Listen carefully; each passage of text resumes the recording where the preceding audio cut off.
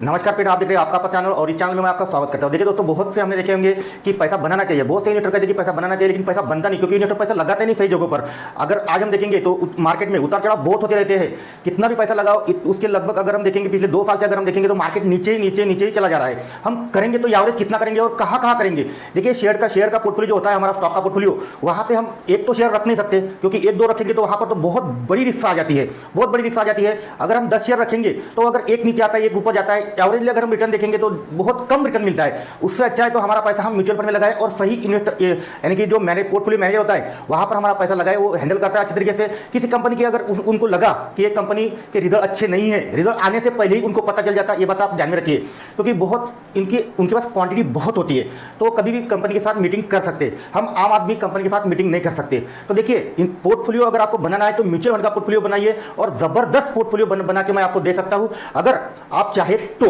देखिए mutual fund में भी कोई रिटर्न कम नहीं मिलता है। अगर आप चौक जाओगे म्यूचुअल फंड का रिटर्न देखकर, पिछले 2 साल से हमें स्टॉक मार्केट में कुछ भी रिटर्न नहीं दिया, स्मॉल कैप ने तो कुछ भी रिटर्न दिया, लेकिन स्मॉल कैप म्यूचुअल फंड ने हमें रिटर्न दिया है, ये बात आप ध्यान रखिए। स्मॉल कैप म्यूचुअल फंड जो है उन्होंने हमें रिटर्न दिया है, ऐसा नहीं है कि दिया नहीं, कुछ भी नहीं दिया करके। लेकिन बहुत सारे आप यूट्यूब का ऊपर मत जाइए, यूट्यूब से तो छोड़ दीजिए, लेकिन जो इंटरनेट के ऊपर आप जाओगे, जैसे बड़े बड़े नाम है, जैसे कि आपने सुना होगा कि बहुत सारे जो बड़े बड़े पोर्टफोलियो रखते हैं उनके पास तो छोटी छोटी कंपनी होती है, छोटी छोटी कंपनियों में ही वो पैसे लगाते हैं। और लेकिन आज भी उनके पोर्टफोलियो देखेंगे तो 40-40, 35-35% डाउन है, लेकिन वो डरते नहीं और एवरेज कभी करते नहीं। एवरेज करेंगे तो सही टाइम पर करेंगे, लेकिन ऐसा नहीं है कि मार्केट बॉटम में आ गया तो किसी के समझ में आ गया ये मार्केट बॉटम में आ गया। मैं आपको दिखाता हूं कुछ शेयर का डाटा आपको दिखाता हूं, वहां पर आपको समझ में आ जाएगा कि देखिए कितना। अगर मैं आपको बताऊं कायनस्टेक, KYNES, इसको अगर हम देखेंगे दोस्तों तो ये 7,500 रुपए चला गया था।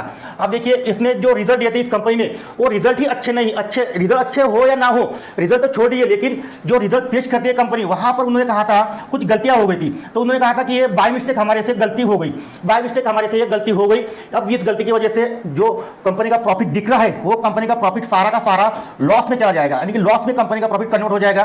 तो वहां पर हम देख सकते हैं कि हमें अगर हम इन्वेस्टमेंट करने को जाएंगे तो हमें दिखेगा ये कंपनी प्रॉफिट में है, लेकिन एक्चुअली जो बड़े बड़े इन्वेस्टर होते हैं वो सोचते हैं कि यहाँ पर ये होना चाहिए, यहाँ पर ये होना चाहिए। तो इन्होंने इनके ऊपर कुछ सवाल उठाए थे बड़े बड़े इन्वेस्टर ने, तो वहां पर ये पूरा का पूरा प्रॉफिट लॉस में कन्वर्ट हो गया। अभी तक कंपनी ने रिजल्ट पेश नहीं किए हैं, अभी पेश हो जाएंगे मार्च के, तो वहां पर देखेंगे। लेकिन ऐसे अगर हम पोर्टफोलियो बना पैसा लगाएंगे ऐसी कंपनी में तो हमारा पैसा नहीं बढ़ेगा। और कभी भी किसी भी शेयर का अगर टॉप बन जाता है तो हमें यह समझ में नहीं आता, ये बात आप ध्यान में रखिए, हमें समझ में नहीं आता है, क्योंकि हम आम इन्वेस्टर है और हमारे पास इतना। देखिए हम हमारा जॉब करें या तो फिर कंपनी की बैलेंस शीट पढ़ते रहे, अगर हम कंपनी की बैलेंस शीट पढ़ने में अगर पूरा दिन लगाएंगे तो जॉब कैसा करेंगे, ये हो नहीं पाएगा। तो हम हमारा पैसा एक म्यूचुअल फंड में डालें, वहां पर वो पैसा म्यूचुअल फंड का जो पैसा है वो पोर्टफोलियो मैनेजर हैंडल करता है, पूरी अच्छी तरीके से हैंडल करता है और हमारा पैसा बढ़ता है। उसका अगर किसी को भी कितना भी अगर किसी को सैलरी कम हो तब भी दोस्तों आप म्यूचुअल फंड में चालू कर सकते हो, लेकिन जल्दी चालू करो, जॉब लगने के बाद जल्दी चालू करो तो बहुत अच्छा है। यानी कि जितना पैसा यहां पर मैटर नहीं करता, ये बात आप ध्यान में रखिए। अगर कोई इन्वेस्टर 5,000 की एसआईपी करता, वो अगर 15 साल रुकता, 15 ईयर रुकता है, तो उसका जितना भी रिटर्न बनेगा, अगर वही आप 2,500 की एसआईपी करेंगे, मात्र कितने की 2,500 की, और आप 20 साल रुकेंगे, तो इसका और इसका यानी कि 5,000 वाला इन्वेस्टर और 2,500 वाला इन्वेस्टर, इन दोनों का पैसा एक ही जैसा बनेगा। यानी कि अगर इसके जितने बने 50 लाख 1 करोड़ कैलकुलेशन के हिसाब से, तो उसके पैसे भी उतने ही बनेंगे, ये बात आप ध्यान रखिए। इसलिए हमें सबसे ज़्यादा महत्वपूर्ण पॉइंट है कि टाइम हमें देना पड़ेगा। तो भाई आपको कैलकुलेशन दिखाता हूँ, सीधा कैलकुलेशन है, कोई भी यहाँ पर ऐसा नहीं है कि कोई अपने को मैथ वगैरह पढ़ना है, बिल्कुल कुछ भी नहीं है। लेकिन जो इन्वेस्टर पैसा लगाएगा वो अच्छी तरीके से पैसा भी कमाएगा। तो चलिए मैं आपको एसआईपी का कैलकुलेशन करके बताता हूँ, आपके समझ में आ जाएगा। फिर एसआईपी का कैलकुलेशन किया तो आराम से मैं आपको बताता हूँ, आप बिल्कुल टेंशन मत लीजिए। एक बार थोड़ा पानी मार लेता हूँ, क्योंकि बोलते बोलते प्यास भी लग जाती है, आपको भी पता है। और बहुत दिनों से हमारे वीडियो भी नहीं आ रहे थे, अब हम वीडियो कंटिन्यू देंगे, हर रोज का 1 या 2 वीडियो हम दिया करेंगे।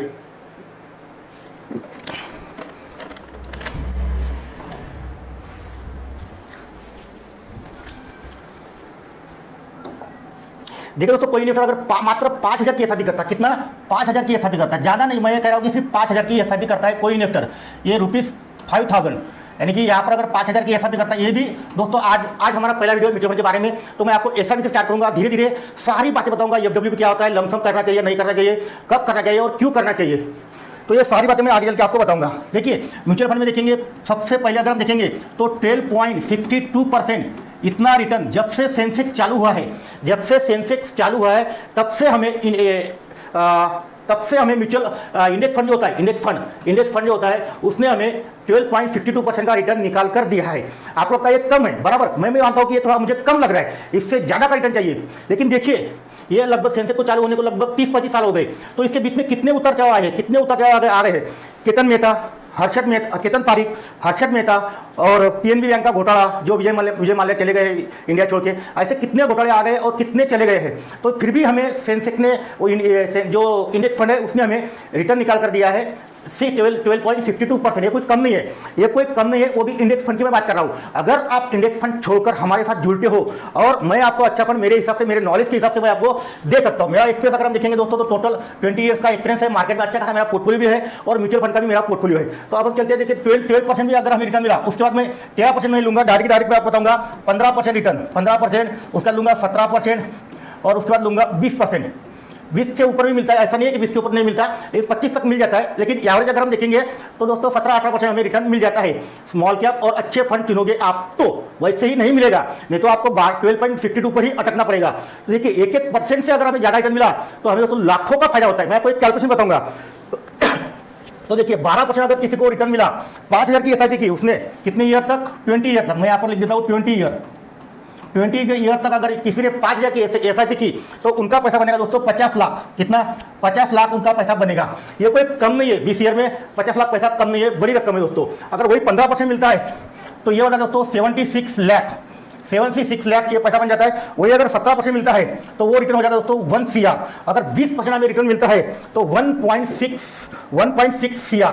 तो आप समझ सकते हो दोस्तों 1.6 CR इतना पैसा हमारा बनेगा। ये मैंने आपके लिए कैलकुलेशन करके निकाल के रखा है। ऐसा नहीं कि मैं कोई आप अपने मन से बता रहा हूँ, बिल्कुल भी नहीं। अगर 25 साल अगर कोई इन्वेस्टर रुकता है तो उसका भी मैं आपको कैलकुलेशन बताता हूँ ताकि आपके समझ में आ जाएगा। 25 साल में जो आपके 20 साल में पैसा बना 1.6 CR, तो उसकी जगह पर अगर हम देते हैं 25 ईयर अगर हम देते हैं तो हमारा पैसा कितना बनेगा मैं आपको वो भी बता देता हूं। आप चौक जाओगे इतना पैसा आपका बनेगा। देखिए दोस्तों डबल तो आराम से हो जाएगा, 4.31। अगर 25, ये 20 साल का हो गया। अगर यहाँ पर अगर कोई 20% का रिटर्न और 25 साल तक अगर कोई इन्वेस्टर रुका है तो उनका बनेगा 4.31 CR। तो समझ लीजिए यहाँ से कितना गुना ये पैसा हो गया। देखिए ऐसा नहीं है कि अगर आपको दिक्कत आ गई बीच में पैसा भरने की, अगर आपकी जॉब चली गई, कुछ हो गया, ऐसा 10 साल आपने पैसा भरा, अगर छोड़ भी दिया तो भी चलता है। ये कुछ LIC के लिए LIC जैसा नहीं है कि आपने पैसा भरा तो LIC आपको लोन देती है। लोन नहीं लिया आपने तो आप स्विच करने को जाओगे तो यहाँ पर स्विच करोगे, LIC अगर आप बंद कर दोगे, पूरा पैसा निकाल लोगे तो आपने जितना पैसा भरा उतना पैसा भी आपको मिलना मुश्किल हो जाता है। तो मेरे हिसाब से म्यूचुअल फंड बहुत ही बेहतरीन है। अगर आपको म्यूचुअल फंड में ऐसा भी करना है अच्छे फंड के साथ तो देखिए दोस्तों मेरा नंबर आपको 8625071353। यहाँ पर आप मुझे कांटेक्ट कर सकते हो, व्हाट्सएप कर सकते हो। पूरी जानकारी देखिए, हर जो इन्वेस्टर होते हैं उनका अलग अलग होता है, सवाल होता है। किसी इन्वेस्टर को 10 साल करना है, किसी इन्वेस्टर को 15 साल करना है, किसी इन्वेस्टर को 20 साल करना है और किसी इन्वेस्टर को रिटायरमेंट के लिए करना है, किसी इन्वेस्टर को बेटी की शादी करना है, बेटी को पढ़ाई के लिए भेजना है, बेटे को पढ़ाई के लिए भेजना है, विदेश भेजना है। ये अपने अपने गोल होते हैं। उस हिसाब से मैं आपको उसी टाइप का पोर्टफोलियो बनाकर दे सकता हूँ। लेकिन आप ध्यान रखिए, अगर आप जाओगे किसी अरे गहरे के पास, यानी कि जिनको मार्केट का ही नॉलेज नहीं, हाँ वो एग्जाम देके तो म्यूचुअल फंड डिस्ट्रीब्यूटर बन गए लेकिन उनको मार्केट का कुछ नॉलेज नहीं, तो वो जो आपकी जरूरतें हैं, पैसा तो आप लगा दोगे, पैसा लगाने के बाद भी आपकी जरूरतें पूरी नहीं होगी। ये बात आप ध्यान में रखिए। तो आपको कुछ भी नहीं करना है, व्हाट्सएप करना है। मेरी तरफ से आपको यहाँ पर कॉल, मैसेज जो कुछ भी आएगा वो आपको सब कुछ यहाँ पर दिया जाएगा। आपके सारे सवालों का आंसर दिया जाएगा। और म्यूचुअल फंड बेस्ट है दोस्तों, एक बात ध्यान रखिए। मैं भी अभी एज के हिसाब से मैं भी थोड़ा शिफ्ट हो रहा हूँ अपने म्यूचुअल फंड की तरफ, क्योंकि एज जितनी बढ़ती है उसमें भी दोस्तों हमें कन्वर्ट होना होता है कि हमारा पैसा इक्विटी में रहना चाहिए, डेट में रहना चाहिए या गोल्ड में रहना चाहिए। और म्यूचुअल फंड के भी दोस्तों लगभग 15-20 प्रकार है।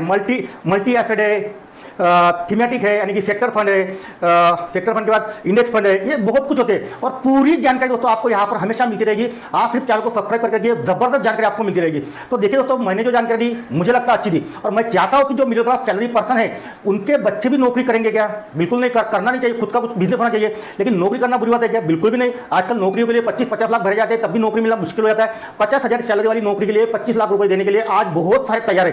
तो नौकरी गलत बात नहीं है, नौकरी करो, लेकिन उसके साथ साथ थोड़ा पैसा अपने सेविंग भी करते हो, सेविंग करो। सेविंग का पैसा थोड़ा अपना 6 महीने का, अगर बीच में अगर जॉब चली गई तो हमारा जो 6 महीने का जो पैसा है खर्चा पानी के लिए, जो घर चलाने के लिए, तो उसके लिए हमारा पैसा रहना चाहिए और बाकी का पैसा हमारा म्यूचुअल फंड में जाना चाहिए। ऐसा नहीं है कि म्यूचुअल फंड में आपने रिडीम कर दिया तो आपका बहुत कुछ लाखों का नुकसान हो जाएगा, बिल्कुल भी नहीं, बिल्कुल आप टेंशन मत लीजिए। थोड़ा सा चार्जेस होता है नॉर्मली 0.5 से लेकर 1%, और अगर 1 लाख भी आपने विड्रॉ किए, मुझे पता है अगर किसी का पोर्टफोलियो धीरे धीरे बढ़कर अगर 1 करोड़ का हो गया तो उनको 1 करोड़ की जरूरत एक साथ नहीं पड़ेगी, उनको 1 लाख 2 लाख की पड़ेगी। और 1 लाख 2 लाख के ऊपर अगर आपके 1,000 2,000 चले गए तो कोई दिक्कत नहीं दोस्तों, लेकिन पोर्टफोलियो अच्छी तरीके से बढ़ता है। जो मैंने आपको रिटर्न दिए, अगर आपको 17% 16% का चार्ट चाहिए तो आप मुझे कमेंट करो, व्हाट्सएप पे आ जाओ, व्हाट्सएप में मुझे बताओ आपका सवाल क्या है, तो मैं आपके सारे सवालों के जवाब दूंगा। आपको क्या क्या जरूरत है आगे, इसके लिए भी मैं आपके लिए देने के लिए तैयार हूं। जो मेरी तरफ से हो सके मैं पूरी कोशिश करूंगा कि आपका पोर्टफोलियो अच्छा हो और आपका भविष्य अच्छी तरीके से बने। बेटी की पढ़ाई के लिए, वाइफ के लिए अच्छा तरीके से पढ़ना चाहिए। अगर आपके पास उसके आप रिटायर पर्सन हो तो आपके पास लमसम पैसा आ चुका है, वो कहाँ पे लगाना? देखिए, रिटायर पर्सन का पैसा हम डायरेक्ट इक्विटी में नहीं लगा सकते, लगाने को तो किधर भी सकते हैं, ऐसा नहीं है कि, लेकिन एज के हिसाब से हमें रिस्क थोड़ा कम करना चाहिए। रिटर्न अगर हमें कम मिला तो चलेगा, लेकिन हमें एज के हिसाब से धीरे धीरे हमें हमारी रिस्क कम करना चाहिए, ये बात आप ध्यान में रखिए। तो देखिए, मैंने जानकारी दी, मुझे लगा अच्छी दी, मुझे तो अच्छी लगेगी। अगर आपको अच्छी लगी, मैं बात कर रहा हूँ, अच्छी लगी तो लाइक कमेंट, अच्छी नहीं लगी तो दबा के डिसलाइक और कमेंट में जो आपको मन में है वो आप लिख सकते हो। तो चलिए दोस्तों, आज के लिए दोस्तों आपने दिल से लास्ट तक देखा, दोस्तों आपको दिल से धन्यवाद।